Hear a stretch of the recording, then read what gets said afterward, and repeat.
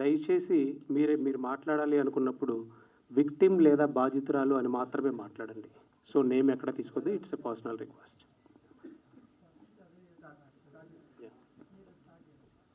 So ఇప్పటి వరకు ఈ కేసుకు సంబంధించి రకరకాలుగా అపోహలు బయట నడుస్తూ ఉన్నాయి. And Harsha Sai PR team లేదా పెయిడ్ ఛానల్స్ తనకి ఎన్ని ఉన్నాయి ఏంటి అనేది మా అందరికన్నా మీకు చాలా ఎక్కువ తెలుసు. మేము ప్రతి ఛానల్కి వెళ్ళి కూర్చొని వాటిని ఎక్స్ప్లెయిన్ చేసే అంత టైం లేదు కాబట్టి, మా ఇంటెన్షన్ అది కూడా కాదు కాబట్టి, అండ్ సింగిల్ సిట్టింగ్లో క్లారిఫికేషన్ ఇవ్వాలన్న ఉద్దేశంతో మీడియా అందరినీ ఒకే వేదిక మీద అడ్రస్ చేయాలన్న ఉద్దేశంతో వచ్చాము. ఈ కేసుకు సంబంధించి చాలా అపోహలు బయట నడుస్తున్నాయండి. అంటే అసలు కేసు ఎఫ్ఐఆర్ ఏంటి, ఏం ఫైల్ చేశారు అనేది క్లియర్ డీటెయిల్స్ ఇప్పటివరకు ఎక్కడ రివీల్ చేయలేదు. అట్ ది సేమ్ టైం 2 కోట్ల కోసం ఇలా చేశారు అనే కొన్ని అలిగేషన్స్ వినిపిస్తూ ఉన్నాయి. దాంట్లో వాస్తవం అనేది లేదు. కంప్లైంట్ కాపీ అనేది ఎక్కడ ఇంతవరకు రివీల్ చేయడం జరగలేదు. అండ్ హర్ష సాయి అనేటువంటి వ్యక్తి ప్రస్తుతం దేశం వదిలిపెట్టి పారిపోయి వేరే కంట్రీలో ఉంటూ ఇక్కడ ఉన్నటువంటి తనకు అనుకూలంగా ఉన్న కొన్ని యూట్యూబ్ ఛానల్స్ని కానీ కొన్ని ఇన్స్టాగ్రామ్ పేజెస్ని కానీ మేనేజ్ చేస్తూ డబ్బుతోటి మేనేజ్ చేస్తున్నాడని మాకు ఇన్ఫర్మేషన్ ఉండడం వల్ల తను కొన్ని ఆడియోస్ని scripted, fabricated, edited, pre planned complaint కాపీలో ఏదైతే క్లియర్గా మేము మెన్షన్ చేశామో ఈ ఫ్యాబ్రికేటెడ్ ఆడియోస్ కానీ వీటన్నిటిని పెట్టుకొని అతను బ్లాక్మెయిల్ చేస్తున్నాడని చెప్పడం, అతను విక్టిమ్ని బాధించే విధంగా మానసిక క్షోభకు గురయ్యే విధంగా వాటిని దేశం దాటి బయటికి వెళ్ళిపోయి మరీ రిలీజ్ చేస్తూ ఉండడం, దాన్ని కొన్ని సోషల్ మీడియా ఛానల్స్ పర్టికులర్గా యూట్యూబ్కి సంబంధించిన కొన్ని సోషల్ మీడియా ఛానల్స్ ఎంటర్టైన్ చేస్తూ ఉండడం వలన మేము హైకోర్టును అప్రోచ్ అవ్వడం జరిగింది. మాకు నిజంగా ఈరోజు వరకు ప్రతి మీడియా సంస్థ చాలా సపోర్ట్ చేసింది. చాలా సపోర్ట్గా ఉంటూ అతని బెట్టింగ్ మాఫియాని బయటపెట్టడంలో, ఇల్లీగల్ బెట్టింగ్ యాప్స్కి సంబంధించిన వాటి నుంచి నేరాలను బయటపెట్టడంలో, అండ్ వాళ్ళ ఫ్యామిలీ బ్యాక్గ్రౌండ్లో ఉన్నట్టు జరిగేటువంటి ఆర్థిక నేరాలను బయటపెట్టడంలో మీడియా సంస్థలు నిజంగా చాలా గొప్పగా పనిచేసినాయి. దాన్ని మేము స్పెషల్గా థ్యాంక్స్ చెప్తున్నాము. కానీ నిన్నటి వరకు ఉన్న అటెన్షన్ని డైవర్ట్ చేయడం కోసం మళ్ళీ ఒక కొత్త ప్లాన్ బి అతను రెడీ చేసుకున్నాడు. మీడియా సంస్థల మీద కేసులు వేస్తున్నటువంటి లాయర్లు అనే వాదనని తెర మీదకి తీసుకొచ్చే ప్రయత్నం చేస్తూ ఉన్నాడు. మేము మీడియా సంస్థల మీద ఎలాంటి కేసులు వేయలేదు. అతను రిలీజ్ చేసినటువంటి ఆడియోస్లో ఎలాంటి అథెంటిసిటీ లేకుండా, ఏ క్రెడిబిలిటీ చెక్ చేయకుండా, ఏ సందర్భంలో మాట్లాడారో లేదా తను అసలు మాట్లాడిందో లేదో అనే సందర్భాన్ని కూడా లేకుండా ఒక విక్టిమ్కి ఒక మానసిక క్షోభకు గురవుతుంది కాబట్టి లీగల్గా మేము ఏం చేయగలమో దాన్ని రిట్ పిటిషన్లో రూపంలో మాత్రమే హైకోర్టు ముందు ఉంచడం జరిగింది. మా వాదనలు విన్నటువంటి ధర్మాసనం ఒక ఇంటర్మ్ ఆర్డర్ ఇచ్చిందండి. ఆ fabricated, edited, scripted, pre planned audios నిందితుడు కొన్ని యూట్యూబ్ ఛానల్స్ని అడ్డు పెట్టుకొని తనని మానసిక క్షోభకు గురి చేస్తున్నారు కాబట్టి ఆ లింక్స్ అన్నీ కూడా ministry of broadcasting and technology union of India, Telangana government and cyber crime and SHO, YouTube and meta వీళ్ళందరినీ పార్టీగా చేయడం జరిగింది. వీళ్ళందరూ వాటిని తీసివేయాలని కూడా జరిగింది.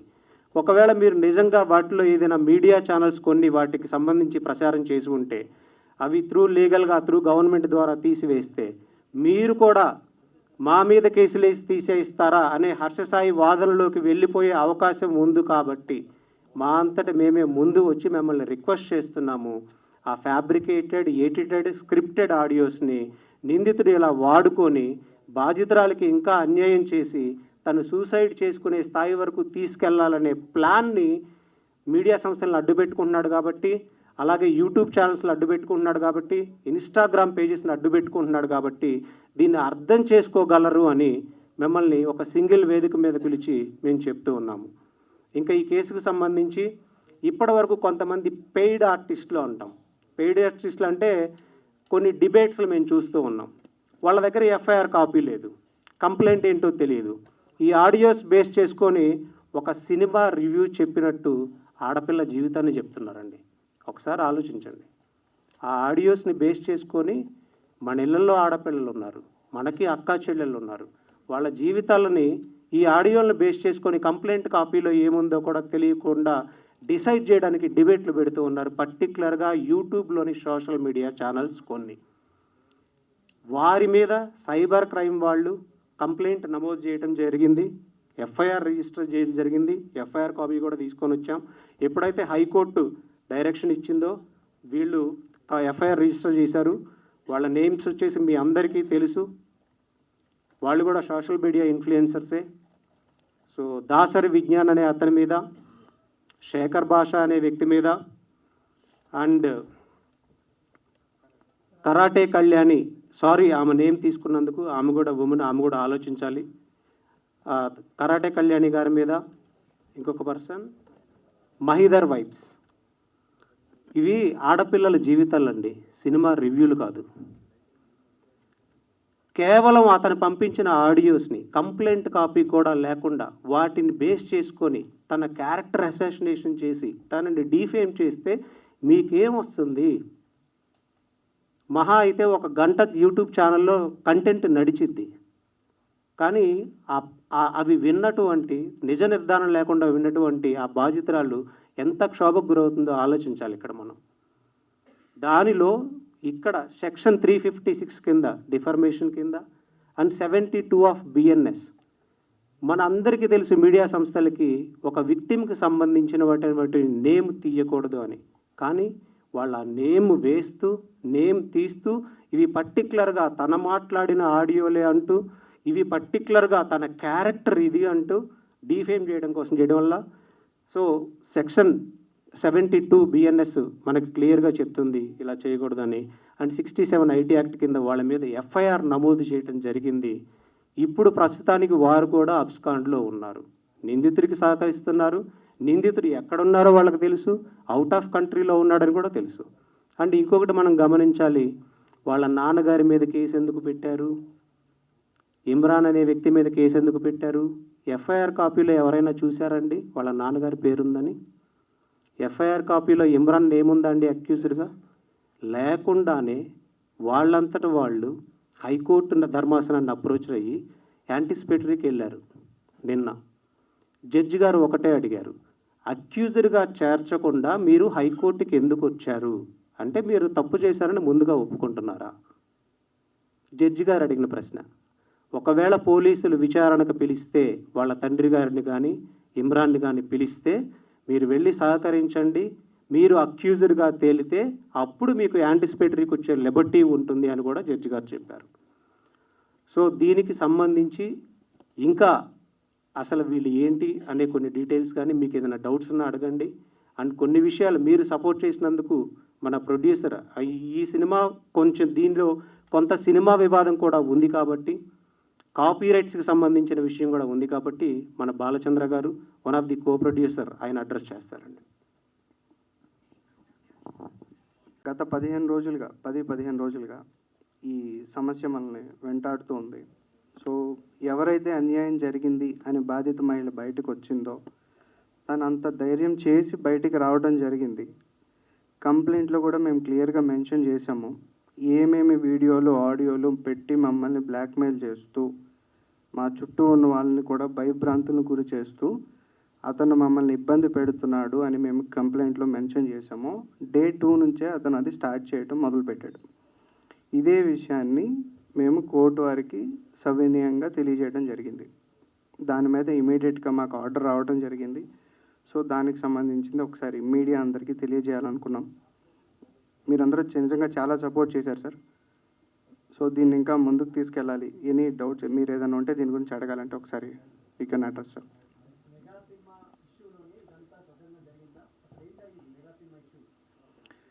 సార్ ఇది మెగా సినిమా కాదు, ఇష్యూ కాదు సార్. ఇది ఫస్ట్ ఆఫ్ ఆల్ ఏంటంటే ఇది విక్టిమ్ మీద జరిగిన లైంగిక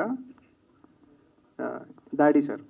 దానిని మేము అడ్రస్ చేసాం. సో అతను దాని నుంచి తప్పించుకోవడానికి ఎన్నో రకమైన ఫ్యాబ్రికేటెడ్ ఆడియోస్తో మా మీద దాడి చేయడం జరిగింది. ఆ దాడిని మేము ఈ ఈ ఈ ఈ కేసు త్రూ మేము క్లియర్గా చెప్పగలిగాం అసలు తన మీద జరిగిన దాడి ఏంటి, మా మీద అతను ఎలాంటి దాడి చేస్తున్నాడు. దాంట్లో ఈ సినిమాది కూడా ఒక పార్ట్ ఉంది, అంతే తప్ప సినిమా గురించి కాదు.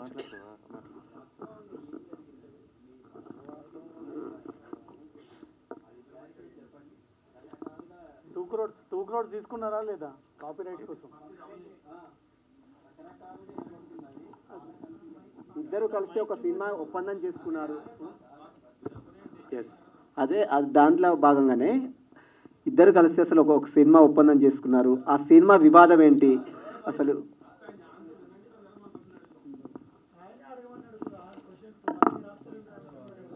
ఒక 1 minute అండి, మీకు కంప్లైంట్ ఏంటో క్లారిటీగా ఇస్తాం. కంప్లైంట్ ఇంతవరకు ఎవరికి తెలియదు కదా, మీకు కంప్లైంట్ తెలిస్తే క్లారిటీ వస్తుంది. ప్రొడ్యూసర్స్గా ఎవరైతే ఈ సినిమాకి ఉన్నారో అసలు వీళ్ళు ఎలా ఎంట్రీ అయ్యారో మనం చూడాలి. వీళ్ళు ఎలా ఎంట్రీ అయ్యారంటే, కో ప్రొడ్యూసర్ గారు అండ్ విక్టిమ్ ఒక సాంగ్ చేయాలి అని. వాళ్ళ స్టేటస్ ఏంటో మీకు ఆల్రెడీ తెలుసు. వాళ్ళు శ్రీ పిక్చర్స్ అనేటువంటి బ్యానర్తో ఇంతకుముందు కొన్ని చిన్న చిత్రాలు కానీ, సాంగ్స్ కానీ, లేదా షార్ట్ ఫిల్మ్స్ కానీ ఇలాంటివి తీసున్నారు. అండ్ విక్టిమ్ ఎవరైతే ఉన్నారో 2014 నుంచే తన యాక్టింగ్ ఫీల్డ్లో ఉన్నారు. అండ్ బొంబాయిలో కూడా కొన్ని సీరియల్స్ చేశారు, ఇప్పటికీ అవి మనకు వస్తూనే ఉంటాయి. And big boss celebrity. ఈ శ్రీ పిక్చర్స్ని 2019లో ఎస్టాబ్లిష్ చేశారు. ఎస్టాబ్లిష్ చేసిన తర్వాత ఒక సాంగ్ తీద్దాం. ఇప్పుడు హర్ష సాయి అనే వ్యక్తి ఇండియాలోనే నెంబర్ 1 యూట్యూబర్గా ఉన్నాడనేది మనందరికీ తెలిసిన విషయమే. సో ఒక సాంగ్ తీద్దామనే ఉద్దేశంతో ఒక మీడియాలో ఉన్నటువంటి ఒక యాంకర్ ద్వారా వెళ్ళి కలవటం జరిగింది. కలిసిన సందర్భంలో ఈ హర్ష సాయి అనేటువంటి వ్యక్తి ఒక 2-3 సిట్టింగ్స్ ఐటీసీ కోహినూర్స్లో ఇలా అయిపోయిన తర్వాత వీళ్ళ ఫినాన్షియల్ బ్యాక్గ్రౌండ్ని వెరిఫై చేసుకోవడం జరిగింది. నా దగ్గర ఒక స్టోరీ లైన్ ఉంది. ఈ స్టోరీ లైన్తో మనం సినిమా తీస్తే మీరు ప్రొడ్యూసర్స్గా ఉండి, నేను డైరెక్టర్గా ఉండి, నేను హీరోగా ఉండి, అండ్ విక్టిమ్ ఎవరైతే ఉన్నారో తను ప్రొడ్యూసర్గా అండ్ హీరోయిన్గా ఉంటే ఇది చాలా పెద్ద సక్సెస్ అవుతుంది అని తన డెబ్యూ మూవీని శ్రీ పిక్చర్స్ ద్వారా తీయాలనే ఉద్దేశంతో అతను వచ్చాడు. సో మనం అతని క్యారెక్టర్ అనాలిసిస్ మనం చేసుకుంటే, ఒక పేదవాడికి ఒక బార్బర్ని మినిలియర్ చేయాలి అంటే అతని వీడియోస్ మీరు చూసుంటారు. ఎంత బ్యాక్గ్రౌండ్ వెరిఫై చేసుకుంటాడండి? వాళ్ళ టీంని పంపించి అతని ఫినాన్షియల్గా అతను ఏంటి, నిజంగా పేదవాడా కాదా, ఇన్ని వెరిఫికేషన్స్ చేసుకుంటాడు. ఎస్, చూశానండి. ఏ ఊరండి? బార్బర్ని మిలీనియర్ చేసే వీడియో మీరు చూసారా?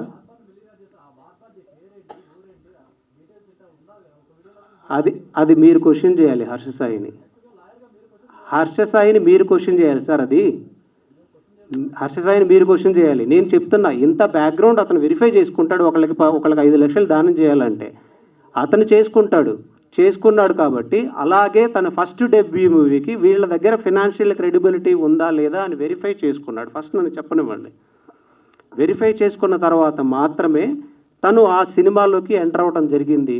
అండ్ నాకు అకామిడేషన్ ప్రొవైడ్ చేయండి అనేది జరిగింది. ఆ అకామిడేషన్ ప్రొవైడ్ చేసే టైంలో ఈ నార్సింగిలోని ఒక విల్లాలో వీళ్ళు అకామిడేషన్ ప్రొవైడ్ చేశారు. ఆ విల్లాకి విక్టిమ్ని ఇంకా షూట్ స్టార్ట్ అవ్వలేదు. స్క్రిప్ట్ అతని దగ్గర ఓన్లీ లైన్ మాత్రమే ఉంది. ఇప్పుడు స్క్రిప్ట్ డిస్కషన్స్ ఎలా జరుగుతాయో మీకు తెలుసు. సో విక్టిమ్ని రమ్మని చెప్పడం, అక్కడికి వచ్చిన తర్వాత విక్టిమ్తో పాటు అతను ఆల్కహాల్ కానీ ఇలాంటి డ్రింక్స్ అన్కాన్షియస్ స్టేజ్లోకి తీసుకెళ్ళి డ్రింక్స్ ఇవ్వడం, తర్వాత తను కొన్ని మన నోటితో చెప్పలేనటువంటి అంటే కొన్ని నగ్న చిత్రాలు తన అన్కాన్షియస్ స్టేజ్లో తీసి తన కెమెరాలో బంధించడం, తన కెమెరాలో ఉంచడం, ఆ తర్వాత తన మీద లైంగిక దాడి ఇలాంటివి చేయడం, తర్వాత అవి చూపిస్తూ బ్లాక్మెయిల్ చేయడం. వాళ్ళ ఫాదర్ ఎప్పుడైతే తను లీగల్గా కంప్లైంట్ ఇవ్వాలి, డిఫెండ్ చేయాలి అనుకుందో, అల్టిమేట్ స్టేజ్లో ఇంకా ఈ వివాదాన్ని సర్దుమర్చాలి అనే ఉద్దేశంతో వాళ్ళ నాన్నగారితో మాట్లాడించి ఎలా అయినా సరే ఈ వివాదాన్ని ఇక్కడ సర్దుమర్చాలనే ఉద్దేశంతో వాళ్ళ నాన్నగారు ఒక ఫాల్స్ ప్రామిస్, మీరు సెలబ్రిటీ, తను సెలబ్రిటీ, మీరు ప్రొడ్యూసర్గా ఉన్నారు, ఈ సినిమాలో సక్సెస్ అవుతుంది, మీకు పెళ్లి చేస్తాను అనేటువంటి ప్రపోజల్ పెట్టడం, ఆ పెళ్లి అనే మాటతో నమ్మించి, ప్రేమ అనే మాటతో నమ్మించి సినిమాని ఇంత దూరం తీసుకొని రావడం, దాన్ని ఎలా షూట్ చేశారు, బ్లూ మ్యాట్ కూడా యూజ్ చేయకుండా ఎలా షూట్ చేశారు అనేది మీరు ఆల్రెడీ చూశారు. ట్రీజర్ ఎంత గ్రాండ్గా రిలీజ్ అయిందో కూడా మీరు చూశారు. ఇప్పుడు ప్రొడ్యూసర్ రైట్స్ ఎవరి దగ్గర ఉంటాయండి? స్టోరీకి సంబంధించినవి రైట్స్ అన్నీ ఎవరి దగ్గర ఉంటాయి? ప్రొడ్యూసర్ దగ్గర ఉన్నాయి.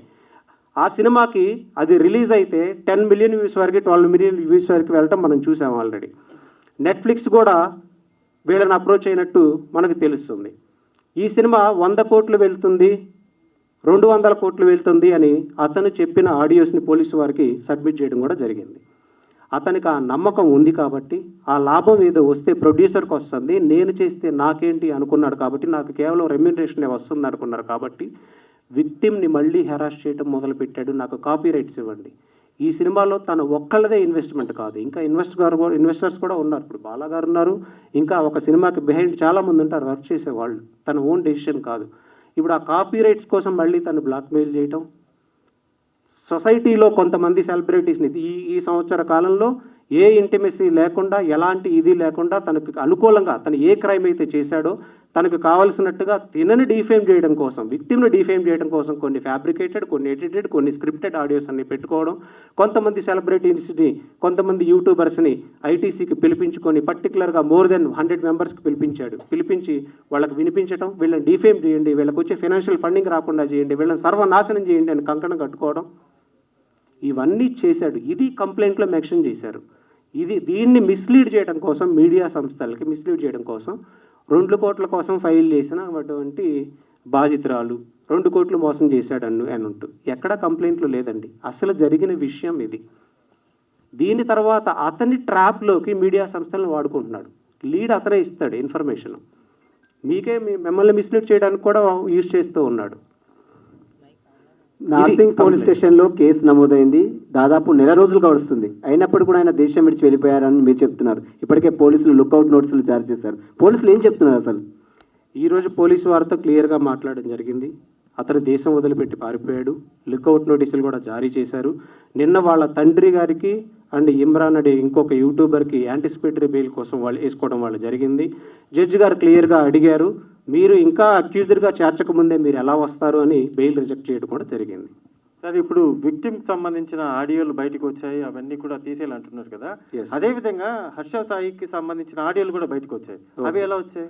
అక్యూజ్డ్కి విక్టిమ్కి ఒకే రైట్. కోర్టు ఫైనల్ చేయలేదు లేదు, అది అక్యూజ్డ్కి ఎఫ్ఐఆర్ మాత్రమే అయింది. అది అక్యూజ్డ్కి విక్టిమ్కి సేమ్ రైట్స్ ఉండవు. రైట్, నువ్వు నిందితుడివి, నీ దగ్గర ఏదన్నా ఆధారాలు ఉంటే అవి వచ్చి మీరు పెట్టండి కోర్టుకి. వీళ్ళ దగ్గర ఉన్న ఆధారాలు మీడియాకి రిలీజ్ చేయలేదు. వీళ్ళ దగ్గర ఏమున్నా సరే. నా క్వశ్చన్ స్ట్రైట్ గా ఒకటే, ఆడియోలు ఎలా వచ్చాయి బయటికి? ఆడియోలు ఎవరు రిలీజ్ చేశారండి? అదే నేను అడుగుతున్నాను, ఎవరు రిలీజ్ చేశారు? అది ఎవరు రిలీజ్ చేశారు? హర్ష సాయే రిలీజ్ చేశాడు ఆడియోలన్నీ. కాదు సార్, ఇప్పుడు విక్టిమ్ కి సంబంధించినటువంటిది ఏదైతే ఉందో ఆడియోలన్నీ కూడా బయటికి వచ్చాయి, హర్ష సాయి రిలీజ్ చేశారని మీరు చెప్పారు ఇప్పుడు. ఎస్. సో అదే విధంగా హర్ష సాయికి సంబంధించిన ఆడియోలు కూడా బయటకు వచ్చాయి. ఓకే. వీడియో కూడా ఒకటి బయటకు వచ్చింది. ఓకే. అది ఎలా వచ్చాయి? ఎవరు వచ్చారు? మేబీ ఏ థర్డ్ పర్సన్ రిలీజ్ చేయొచ్చండి. హర్ష సాయి బెట్టింగ్ మాఫియాలో ఇన్వాల్వ్ అయ్యి ఉన్నాడు. వీళ్ళ దగ్గర కూడా కొన్ని ఉంటాయి కదా. ఇప్పుడు అదే విషయం మీద యువ సామ్రాట్ అనే వ్యక్తి 6 నెలల నుంచి సంవత్సర కాలం నుంచి ఫైల్ చేస్తూ ఉన్నాడు. అతని మీద 3 తప్పుడు కేసులు హర్ష సాయి పెట్టించగలిగాడు ఈ బెట్టింగ్ యాప్ సంబంధించి. అతను చేసి ఉండొచ్చు కదా, మనం చెప్పలేము ఎలా చేశారనే దాని గురించి. కానీ ఇతను తన టీమ్స్ తోటి, పర్టికులర్గా భరత్ అనే వ్యక్తితోటి, రియాజ్ అనే వ్యక్తితోటి, ఇప్పుడు సీసీటీవీ కెమెరాస్లో ఎక్కడెక్కడ వీళ్ళు మీట్ అవుతున్నారు ఏంటి అనేది అవుతుంది, మొత్తం తీస్తూ ఉన్నారు బయటికి. సో అలా వస్తాయి బయటికి. అండ్ మేము ఇవ్వాల్సిన ఎవిడెన్స్ అంతా పోలీసు వారికి సబ్మిట్ చేశారు విక్టిమ్ సైడ్ నుంచి. మాకు ఒకవేళ మీడియాలో రిలీజ్ చేస్తే దానికి క్రెడిబిలిటీ ఉండదు ఫస్ట్. ఇప్పుడు సినిమా వర్త్ ఎంత సార్? మొత్తం ఈ సినిమాకి సంబంధించి ఏదైతే ఇప్పుడు సినిమా గొడవ జరుగుతుందో మొత్తం దానికి సంబంధించిన మొత్తం వర్త్ ఎంత ఉంటుంది? అది ఆ సినిమాకి సంబంధించిన డీటెయిల్స్ మొత్తం కో ప్రొడ్యూసర్ గారు చెప్తారు. ఆయన చెప్పండి. అదే సినిమాకి ఆ సినిమా అయితే మనం టీజర్ వరకే షూట్ చేయడం జరిగింది సార్. ఆ తర్వాత షూటింగ్ మనం ఏం చేయలేదు. దానికి సంబంధించి మొత్తం ఇప్పటి వరకు ఎంత, ఒక 1 crore 2 crore సార్? అంటే బడ్జెట్స్ మాట్లాడుకునే ప్లాట్ఫామ్ ఇది కాదు సార్. దాన్ని మనం జరుగుతుంది గొడవ అంతా కూడా బడ్జెట్ కాదు సార్. ఇక్కడ మనం అడ్రస్ చేసింది తన మీద జరిగిన దాడి గురించి చెప్పాము, మూవీ రైట్స్ గురించి చెప్పాం, కానీ మూవీ బడ్జెట్స్ ఇన్వెస్ట్మెంట్స్ కాదు సార్ టాపిక్. చెప్తాను సార్, అదే చెప్తున్నాను సార్. అంటే క్లారిటీ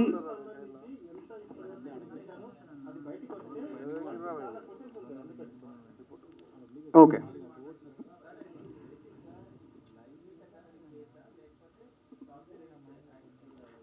సార్ ఇది ప్యూర్గా లైంగిక దాడికి సంబంధించిన కేసే సార్.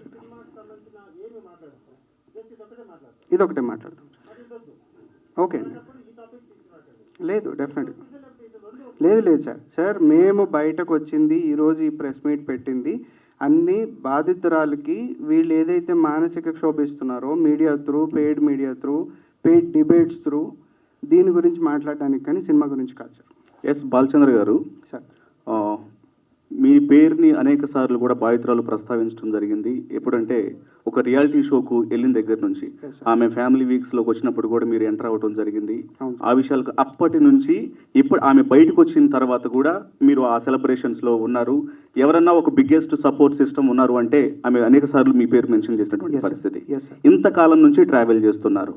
అలాంటిది బాధితురాలికి ఒక ఇబ్బంది జరిగిందనేటువంటి విషయం ఇంత లేట్గా, అంటే మీకు ఇంత సపోర్ట్గా ఉన్నారు, అనేక సార్లు అన్కాన్షియస్ అని అంటున్నారు, హర్ష సాయి తనను ప్రలోభాలకు గురి చేశాడు అంటున్నారు. మరి మీకు ఎంత క్లోజ్గా ఉండేటువంటి వ్యక్తి అన్ని సంవత్సరాల నుంచి, సింపుల్గా ఇంకొక విషయం కూడా చెప్పాలంటే ముంబై నుంచి ఆమె ఇక్కడకు వచ్చినప్పుడు మొట్టమొదటి స్టేజ్లో హెల్ప్ చేసినటువంటి వ్యక్తి కూడా మీరే అనే విషయం కూడా మెన్షన్ చేయడం జరిగింది. మరి ఇంత సపోర్ట్ సిస్టమ్గా ఉన్నటువంటి వ్యక్తి అయినటువంటి మీకు ఇంత అంటే హర్ష సాయి అయినటువంటి యూట్యూబర్ అంత అన్యాయం చేస్తుంటే ఇంతవరకు తెలియజేయలేదా? ఇంత లేటుగా ఎందుకు బయటకు వచ్చింది? ఆమె మీకు చెప్పుకోలేదా? ఈ విషయాలన్నీ ఎప్పుడు బయటికి రాలేదా? ఇంత లేట్ ఎందుకు అయింది? ఇంత లేట్ అనేం అవ్వలేదు సార్. బేసిక్గా ఎప్పుడైతే జరిగిందో అప్పుడే నా దృష్టికి రావడం కూడా జరిగింది సార్. అది కూడా కంప్లైంట్లో చాలా క్లియర్గా మెన్షన్ చేశాం. ఏ రోజైతే తను నాకు ఇన్ఫర్మేషన్ ఇచ్చారు ఆ తర్వాత ఏం జరిగిందని కూడా కంప్లైంట్లో మెన్షన్ చేశాం సార్. అప్పుడే వాళ్ళ ఫాదర్ దగ్గర నుంచి వచ్చిన కన్ఫర్మేషను వీళ్ళిద్దరికీ మ్యారేజ్ చేస్తారని చెప్పి, ఆ తర్వాతే మేము అగ్రెసివ్గా ఇంకా సినిమా ప్రొడక్షన్లో కూడా ముందుకెళ్ళడం జరిగింది. ఆ మ్యానిపులేషన్లో ఎలా అయితే తను ఉందో అదే మ్యానిపులేషన్లో నేను కూడా ఉన్నాను సార్. మీకు ఈ విషయాన్ని ఎప్పుడు తెలియజేశారు సార్? అసలు ఇలా ఇబ్బంది అవుతున్న విషయాన్ని ఎప్పుడు తెలియజేశారు? సేమ్ అదే టైంలో sir, last year March 2023 March.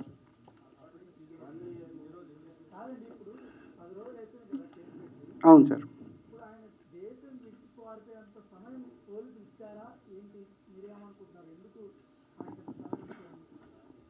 అతను చేసిన క్రైమ్ అతనికి తెలుసు కాబట్టి అతను కేసు ఫైల్ చేసిన మొదటి రోజునే దేశం వదిలిపెట్టి పారిపోయాడు. మీరు కన్ఫర్మేషన్ తీసుకోండి. డే 1 అతను పారిపోయి అతను వీళ్ళని ఎలా నాశనం చేయాలి, వీళ్ళని ఇంకా ఎలా తొక్కేయాలి అన్న ఉద్దేశంతో మాత్రమే ఈ ఆడియోస్ అనేవి రిలీజ్ చేస్తూ ఉన్నాడు. దానిని డిఫెండ్ చేయడం కోసం మాత్రమే మేము హైకోర్టును ఆశ్రయించడం జరిగింది. మీడియా మిత్రులు ఇక్కడ పిలవడం కూడా కారణం ఏంటంటే మళ్ళీ దీన్ని మీడియా మీద కేసులు వేశారు, లేకపోతే సోషల్ మీడియా వాళ్ళ మీద కేసులు వేస్తున్నారు అంటే మాట్లాడే హక్కు లేదా మాకు ఆర్టికల్ వీటి ప్రకారం అనే క్వశ్చన్స్ రైజ్ అవుతాయి. కాబట్టి ఇలా కూడా చేస్తున్నాడు కాబట్టి మిమ్మల్ని అందరినీ ఒకే వేదిక మీదకి పిలవడం జరిగింది. ఏమని? ఓకే, ఏమని ఓకే. ఎఫ్ఐఆర్ సిసిఎస్లో ఇచ్చింది ఏం కంప్లైంట్ ఇచ్చారండి? సిసిఎస్లో కాదు, సైబర్ క్రైమ్లో ఇచ్చిన కంప్లైంట్ ఏంటంటే బేస్డ్ ఆన్ ఆడియోస్ ఒక క్యారెక్టర్ని డిఫేమ్ చేస్తూ తన క్యారెక్టర్ ఇది అంటూ తను లేకపోతే ఇలా చేసింది అలా చేసింది అంటూ కంప్లైంట్ కాపీలో ఉన్నటువంటి బేసిక్ ఫ్యాక్ట్స్ కూడా తెలుసుకోకుండా ఇష్టం వచ్చినట్టు ఆడపిల్లల జీవితాల గురించి మాట్లాడుతూ ఉంటే కంప్లైంట్ చేయకుండా చేతులు కట్టుకొని కూర్చోమంటారా? న్యాయవాదులుగా మేము ఎందుకు ఇంకా ఛానల్స్ మీద కంప్లైంట్ ఇవ్వాలా? ఏ వ్యక్తులైతే మాట్లాడారో బేసిక్ ఫ్యాక్ట్స్ తెలియకుండా ఆ వ్యక్తుల మీద ఇవ్వడం జరిగింది. అది చట్ట పరిధిలో ఉంది కాబట్టే తన నేమ్ తీసుకొని మరి తను ఇది అని ప్రచారం చేస్తున్నారు కాబట్టి కంప్లైంట్ ఇవ్వడం జరిగింది.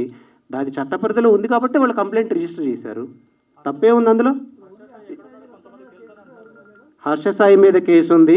కంప్లైంట్ కాపీలో అలిగేషన్స్ అంటారంటే దాన్ని విచారణ జరిపి దాని ఆధారాలు తీసుకున్న తర్వాత పోలీసు వారు ఒక మెమో వేసి వాళ్ళని అక్యూజర్గా చేర్చడం జరుగుతుంది. జరిగిన ఇన్సిడెంట్ మాత్రమే ఉంది. ఇందులో డబ్బు ప్రస్తావన కానీ లేకపోతే సినిమాకి సంబంధించి ఇలా జరిగిందని కానీ ఈ 1 year డ్యూరేషన్లో అసలు ఏంటి అనే విషయాన్ని మెన్షన్ చేయడం జరిగింది బాధితురాలు. మీరు సైబరాబాద్ కమిషనర్ని కలిశారు, ఏం చెప్పారు కమిషనర్ గారు క్లారిటీగా చెప్పారండి. ఎవరైతే అలా డిఫేమ్ చేస్తూ ఉన్నారో వాళ్ళ మీద మీరు ఈ లింక్స్ అన్నీ ఇవ్వండి.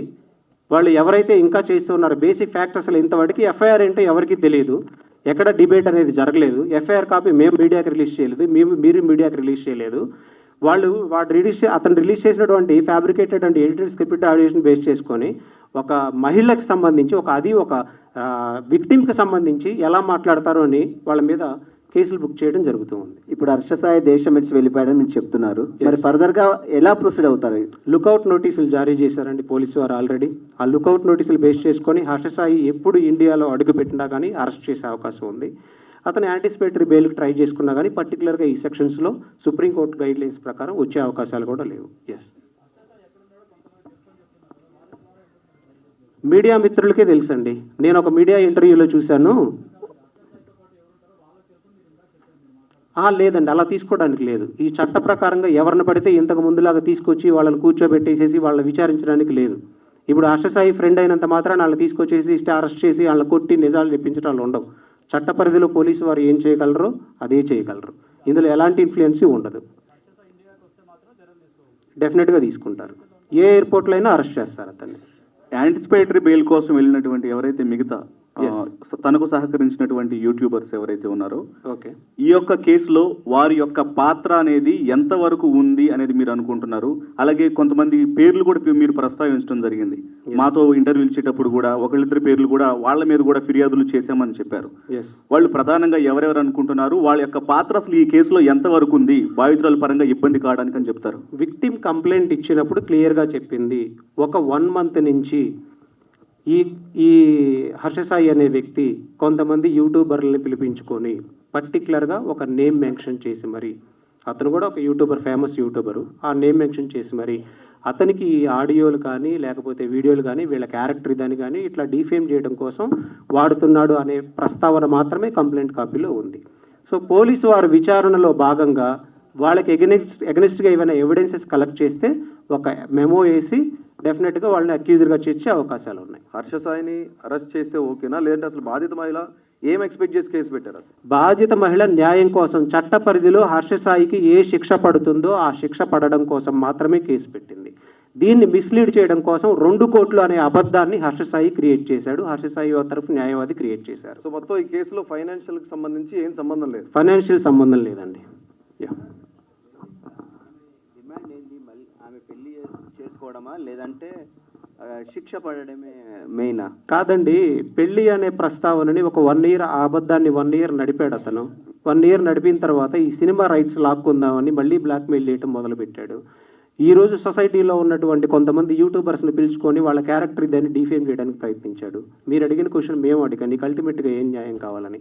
ఆ అమ్మాయి ఒకటే చెప్పింది, నాకు న్యాయం అంటే అతనికి శిక్ష పడడమే న్యాయం అని చెప్పింది. అదే న్యాయం మనం ఒకవేళ హర్ష సాయి వచ్చి ఎస్, ఏ రైట్స్?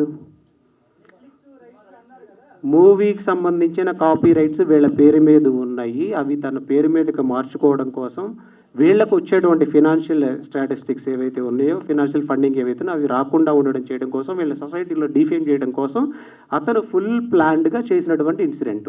సో మూవీ అనేది కొంచెం మనం దీన్ని పక్కన పెడదాం, అవుట్ ఆఫ్ కంటెంట్ అవుతుంది. సార్, ఇప్పుడు గత 15 రోజులు అవుతుంది కేసు నడవబట్టి. అవును, పురోగతి ఏంటి సార్ ఈ కేసులో? కేసు పురోగతి అని అంటే అది పోలీసు వారు వాళ్ళు ఎంతవరకు చేయగలరో వాళ్ళ ప్రయత్నాలు వాళ్ళు చేస్తూ ఉన్నారండి. కానీ హర్ష సాయి అనే వ్యక్తి Day 1 దేశం వదిలిపెట్టి పారిపోవడం వలన మనకి కొంత పరిధి మాత్రమే ఉంటుంది. పోలీసులకి లుకౌట్ నోటీస్ జారీ చేస్తారు. అతను ఏ రోజైనా కంట్రీలో అడుగుపెట్టి, ఏ బోర్డర్లో అయినా సరే, ఏ ఎయిర్పోర్ట్లో అడుగుపెట్టినా కానీ అరెస్ట్ చేసే అవకాశాలు ఉన్నాయి. సో అంతవరకే చేయగలరు. కానీ అతను ఈ మీడియా తనకున్న పర్సనల్ అకౌంట్స్ ద్వారా కానీ తనకున్న ఫ్యాన్ పేజెస్ తోటి కానీ ఇలా చేయకుండా ఉండడం కోసం మాత్రమే, విక్టిమ్ని ఇంకా తన జీవితాన్ని నాశనం చేయకుండా ఉండడం కోసం మాత్రమే కోర్టు మెట్లు ఎక్కాల్సిన పరిస్థితి ఏర్పడింది. అంటే విక్టిమ్కి జరిగిన అన్యాయం గురించి ఒక 1 yearగా ఏదో ఒకటి జరుగుతుంది ఇంటర్నల్గా. పోలీస్ కేసు ఒక 1 year, 1.5 year తర్వాత పెట్టడానికి కారణం ఏంటండి? స్టార్టింగ్లోనే వీళ్ళు లీగల్గా స్టెప్స్ తీసుకుందాం అనుకున్నప్పుడు వాళ్ళ సెలబ్రిటీ స్టేటస్ని వీటన్నిటిని అడ్డు పెట్టుకొని విక్టిమ్ యొక్క ఎవరైతే హర్ష సాయి ఫాదర్ ఎవరైతే ఉన్నారో అతను కాంప్రమైజ్ చేశాడండి Day 1. అతను కాంప్రమైజ్ చేయడం వల్ల వాళ్ళు నమ్మి ట్రావెల్ చేసి ఈ మూవీ మీద ఇన్వెస్ట్మెంట్ పెట్టి తనని బాగా నమ్మారు.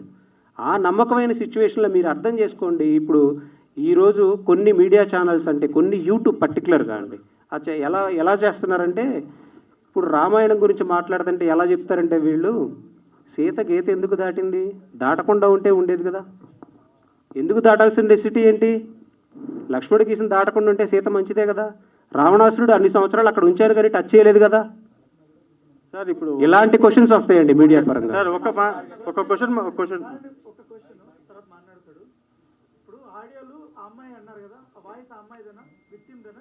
ఏదండి యా ఎవరైతే దానిలో ఫ్యాబ్రికేటెడ్ ఎడిటెడ్ స్క్రిప్టెడ్ ఆడియో అమ్మాయిదా కాదా అని చెప్పాల్సింది కోర్టు ఫోరెన్సిక్ పంపించిన తర్వాత ఏ నివేదిక వస్తుందో దాన్ని బేస్ చేసుకొని చెప్పాలా. నేను ఎట్లా చెప్తానండి? ఆవిర్బాబు గారు కాదు. మీరు ఒక నిమిషం 10 ఆడియోలు దాకా వచ్చాయి కదండి. ఓకే 3 నిమిషాలు వచ్చాయి కదా. ఓకే దాంట్లో చాలా క్లియర్ గా హర్ష సాయిని ఆ అమ్మాయి ట్రాప్ చేసినట్టు ఆడుంది. తర్వాత దీంట్లో గోల్డ్ స్మగ్లింగ్ ఉంది, పొలిటీషియన్స్ దగ్గరికి అమ్మాయిల్ని లింకప్ అయి ఉంది, మనం వెళ్ళి తను ఉన్నట్టు అన్ని ఉన్నాయి. తర్వాత బెట్టింగ్ సంబంధించినట్టు ఇవి అంశాలు కూడా ఉన్నాయి. ఓకే ఇవన్నీ కూడా ఫ్యాబ్రికేటెడ్ అనా? ఇవన్నీ అంటే ఏ సందర్భం లేకుండా అది ఫోరెన్సిక్ రిపోర్ట్ వచ్చిన తర్వాత మాత్రమే మనకు తెలుస్తుంది ఆ అమ్మాయి వాయిసా కాదా, నేను ఆ అమ్మాయి వాయిస్ కాదా అని కోర్టు పరిధిలో డిసైడ్ చేయాలి. ఆడియో కాల్స్ ఎడిటెడ్ చేయొచ్చు.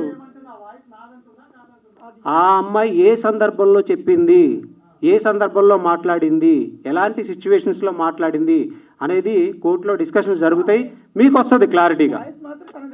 వాయిస్ తనది కాదు, కొన్ని ఉన్నాయి ఎడిట్ చేసిన ఉన్నాయి, కొన్ని స్క్రిప్టెడ్ ఉన్నాయి. చెప్తాను వినండి. ఆడియో మీరు ఆడియోలో ఒక ఫోన్ ఇట్లా పెట్టుకొని ఓకే ఇట్లా రికార్డ్ చేశారు, తన స్పీకర్ ఫోన్ ఆన్ చేసి ఇద్దరు మాట్లాడుకుంటున్నది. ఓకే క్లియర్ గా విక్టిమ్ తోనే హర్ష సాయి మాట్లాడుతున్నట్టు ఉంది. దాని బ్యాక్గ్రౌండ్ ఏం డబ్బింగ్ చెప్పలేదని లేకపోతే ఎడిట్ చేయలేదని మీరు ఎడిట్ చేసినారని చెప్పొచ్చు కానీ వాయిస్ బాధితురాలది కాదని మీరు చెప్పట్లేదు. మీరు వాటిని ఫోరెన్సిక్ పంపించండి, రిపోర్ట్ వచ్చిన తర్వాత మాట్లాడదాం. నేనెందుకు పంపుతానండి, మీకు చెప్తున్న పిఆర్ టీమ్ కాదండి, ఫోరెన్సిక్. ఇప్పుడు ఏదైనా మాట్లాడేటప్పుడు కాంక్రీట్ ఎవిడెన్స్ ఉండాలా, కాన్ఫిడెన్షియల్ రిపోర్ట్ ఉండాలా, అవన్నీ లేదు కాబట్టే కదా ఈరోజు అతను డైరెక్ట్ గా వచ్చి పోలీసుల దగ్గరకు వచ్చి డే 1 సబ్మిట్ చేసి ఈ ఆడియోస్ అన్ని ఉన్నాయి, వీళ్ళే నన్ను ట్రాప్ చేస్తున్నారు, లేకపోతే 1 year ముందే వీళ్ళు ప్లాంట్ గా నన్ను ట్రాప్ చేశారు అని అతనే ముందే వచ్చు కదా, అతను సెలబ్రిటీ కదా. ఈ క్వశ్చన్ అక్కడ వేయండి. ఈ సినిమాలో బాధితురాలి ఎంతో ప్రొడ్యూసర్ అన్నా, వన్ ఆఫ్ ద ప్రొడ్యూసరా లేకపోతే ఎట్లా? One of the producer and heroine. Okay, మీరు ఇద్దరు కలిసి చేశారా? ఇద్దరు అంటే అప్పటికి ఒక 50 లక్షల వరకు కూడా ఖర్చు చేశారన్నారు, నిజమేనా? అది బయట చెప్తున్నట్టుగా కంప్లైంట్ లోనే రాశారు. సార్ కంప్లైంట్ లో 50 లక్షలు ఖర్చు చేసామని రాయలేదు. అండ్ ఫస్ట్ ఆఫ్ ఆల్ మనం దీన్ని సినిమా నుంచి బయటికి వెళ్ళి మాట్లాడదాం అనుకున్నాం, మళ్ళీ మీరు తిరిగి సినిమాలోకే తీసుకొస్తున్నారు. మీకు ఏదైనా సినిమా గురించే మాట్లాడాలంటే అది సపరేట్ గా నేను అదే క్వశ్చన్ అడుగుతాను. ఎందుకంటే మీరు మా స్టూడియోలోనే ఏడుస్తూ బోరుమని ఏడుస్తూ ఒక మాట అన్నారు, నన్ను రోడ్డు మీద తీసుకొచ్చాడని. That's why I'm asking you. అడగండి అంతే కదా. కానీ ఇప్పుడు ఇక్కడ మనం పెట్టుకున్నది ఇది ప్యూర్ గా కాదండి. ఇప్పుడు బాధితురాలికి అన్యాయం జరిగింది సినిమా ద్వారానే కదా. సినిమా ద్వారా మా నమ్మకాన్ని అతను మోసం చేసిన దాని గురించి మాట్లాడుకోసమే కదా. అవును కదా, అందుకే రిలేటెడ్ గా అడుగుతున్నాం మేము, అంతేగాని అన్రిలేటెడ్. ఇందాక మీరే అన్నారు ఇది ఇక్కడ సినిమా గురించి మాట్లాడాల్సిన అవసరం లేదా, మాట్లాడను మీరే అన్నారు. ఇప్పుడు మళ్ళీ మీరు అదే టాపిక్ గురించి అడగట్లేదు. విక్టిమ్ అక్యూజ్ ని కలిసింది సినిమా డిస్కషన్ కోసం. కల్పించాను. అంతే కదా, దాని గురించి అడిగాము అంతే.